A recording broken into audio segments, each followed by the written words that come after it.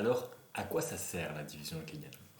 Alors, ça va nous être utile plus tard quand on étudiera les fractions rationnelles, donc les fonctions qui s'écrivent comme un polynôme sur un autre. Si le polynôme d'en haut est de degré plus grand que le polynôme du dénominateur, on pourra faire la division euclidienne pour déjà enlever une partie polynomiale. Mais là, je m'avance sur la suite. Ça nous sert déjà pour l'instant, à factoriser.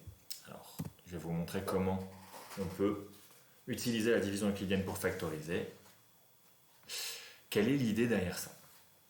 Alors, idée. Si on cherche à factoriser un polynôme a de x, on peut essayer de trouver des polynômes b de x, tels que, si je regarde le reste de la division de a par b, alors ce reste est nul.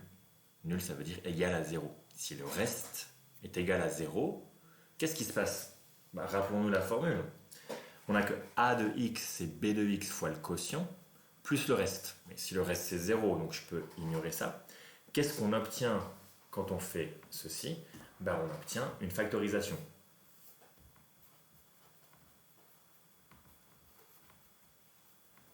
Ok, très bien. Donc ça, c'est l'idée. Mais je vais les trouver où, ces polynômes b de x? Alors, il y a des candidats qui sont bien. Les candidats, c'est les polynômes de degré 1, de la forme x moins quelque chose. Ici, j'ai écrit a pour quelque chose. Ça peut être x moins 2, x moins 1, x plus 1, x moins 3, x plus 3. Ok. Pourquoi? Je vais vous donner un critère là-dessus. En fait, si x moins a, un de ces polynômes, par exemple x moins 1, divise un polynôme a de x, quand je dis divise, ça veut dire il donne un résultat entier à la division, entier dans le sens où le reste est nul. Alors, en fait, si j'évalue le polynôme a en la valeur a, on va voir tout de suite ce que ça veut dire, eh bien je trouve 0. Et inversement. Pourquoi? Eh bien, il y a une bonne raison à ça. Regardez, je pars de l'idée que mon polynôme a de x, je peux l'écrire comme b de x fois quelque chose, fois x moins a. Ok. Donc je suppose que le reste est nul. Ok, maintenant, qu'est-ce qui se passe si je remplace x par a? C'est-à-dire si j'évalue le polynôme a en a, c'est ce qui est écrit ici. A de a, c'est l'évaluation en a, petit a, la valeur qui nous est donnée, du polynôme grand A. Si a égale moins 1, par exemple, ici, x moins 1, je vais évaluer en la valeur plus 1. Alors, si je trouve ça, d'ailleurs, je vois ici la faute, non, ouais, j'ai écrit x moins a ici, donc c'est bon. Ok, où en suis-je? Regardez, si je remplace x par a, qu'est-ce que je trouve? Je trouve a de a, c'est b de a, ça je m'en fiche, fois a moins a, ici. Donc je trouve 0. Donc si le reste de la division est nul, alors quand j'évalue en a, je trouve 0. Et inversement, si le reste de la division est nul, ça veut dire que je peux écrire comme ceci. Et si j'évalue en a, alors je vais trouver 0. En pratique, qu'est-ce que ça donne? Je vous montre à travers un exemple. En pratique, si on cherche à factoriser un polynôme qui est grand, minimum un polynôme de degré 3, 2x cube moins 5x carré moins 11x plus 14. Alors je vais chercher des zéros évidents, des valeurs qui annulent le polynôme. Ok, faisons ça. Ici j'en ai une qui me saute aux yeux tout de suite, c'est la valeur 1. Si j'évalue en 1, j'obtiens 2 fois 1 au cube, c'est-à-dire 2 fois 1, 2, moins 5 fois 1 au carré, moins 5, moins 11 fois 1, moins 11, plus 14. Je fais la somme de tout ça, je trouve 0. Qu'est-ce que ça veut dire, ça? Ça veut dire, par mon critère, que je sais à l'avance que a de x est divisible par x, j'ai évalué en 1, moins 1. Et donc, je peux faire cette division, et je vais le faire. Mon polynôme, c'est 2x cube moins 5x carré moins 11x plus 14. Et vu que je vois qu'il s'annule en 1, je sais que je peux le diviser par x moins 1. Faisons cette division. Combien de x dans 2x cube? 2x carré. 2x carré fois x moins 1, 2x cube moins 2x carré que je dois soustraire au polynôme pour commencer à entrer dans la division. 2x moins 2x cube, ça tombe, moins 5x carré plus 2x, moins 3x carré. Combien de x dans moins 3x carré? Eh bien, moins 3x.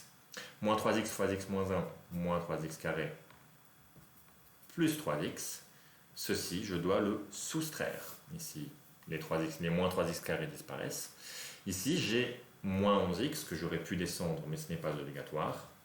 Moins 11x, moins 3x, ça fait moins 14x. Je descends le 14 pour qu'on voit bien ce qui se passe. Ici, combien de x dans moins 14x? Eh bien, exactement moins 14. Si je fais moins 14 fois x moins 1, je trouve moins 14x plus 14. Quand j'élimine ça, il me reste 0. Ça marche. Peut-être ne m'avez-vous pas cru avant, mais en fait, vous voyez que ça marche. Si j'ai trouvé une valeur qui annule le polynôme, alors je n'ai qu'à diviser par x moins cette valeur, et je sais à l'avance que je vais trouver 0 comme reste. Qu'est-ce que ça veut dire, cette division euclidienne? Revenons ici. Comme ax est divisible par x moins 1, j'effectue la division. Je trouve que 2x cube moins 5x carré moins 11x plus 14 est égal à eh bien, 2x carré moins 3x moins 14 fois x moins 1. Alors, ici, je me suis ramené à un polynôme de degré 2 que je peux essayer de factoriser. Il est factorisable, ce polynôme. Je vous invite à le faire de deux façons. D'une part, vous pouvez appliquer la méthode du trinôme généralisé. 2 fois moins 14, ça fait moins 28. Moins 28, c'est moins 7 fois 4. Et moins 7 plus 4, c'est moins 3. Ça va marcher. D'autre part, vous pouvez remarquer ici que si vous remplacez x par 2, vous obtenez 2 fois 2 au carré. Ça fait 2 fois 4, 8. Moins 3 fois 2 égale 2. Moins 14. Ah, ça ne marche pas. Pardon, essayons moins 2. 2 fois moins 2 au carré, 2 fois 4, 8. Moins 3 fois moins 2, 6. 8 et 6, 14. Moins 14 égale 0. Je trouve de nouveau ici, je vois que a de moins 2, j'aurais pu l'évaluer ici directement, mais c'est plutôt ce polynôme. Allez, disons plutôt que c'est b de moins 2, où j'appelle ceci le nouveau polynôme b. b de moins 2 égale 0. Qu'est-ce que ça veut dire? Par rapport à ma relation avec la division euclidienne, ça veut dire que je sais que b de x est divisible par x moins moins 2, c'est-à-dire x plus 2. Si j'effectue cette division, je vais trouver au final la factorisation suivante. J'ai le facteur x moins 1, j'ai le facteur x plus 2, qui va venir de la division de b de x fois x plus 2. Et puis quel est le quotient de cette division? Qu'est-ce que je trouve si j'effectue cette division? Je trouve 2x moins 7. Voilà comment factoriser à l'aide de la division euclidienne. Je répète la méthode. On part d'un gros polynôme, degré 3, degré 4, peut-être degré 5. On cherche des solutions évidentes. Je vais vous donner un indice sur les solutions évidentes. Réfléchissez et vous verrez que vous les trouverez toujours dans les facteurs du terme de degré 0. Ici, j'ai 14.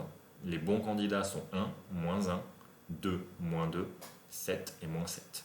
Il n'y a pas vraiment d'autres bons candidats entiers. J'en suis certain.